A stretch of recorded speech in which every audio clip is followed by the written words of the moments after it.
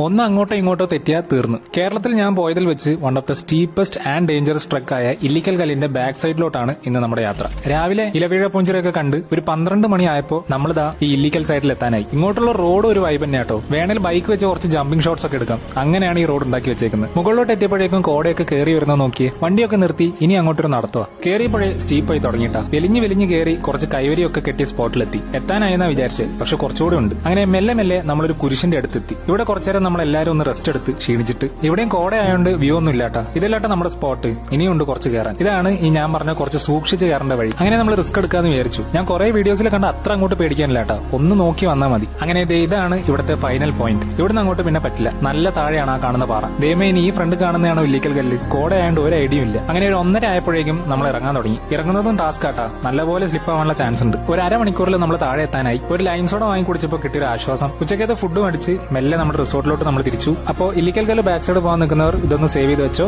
അടുത്തൊരു സ്റ്റോറിയിൽ കാണാം.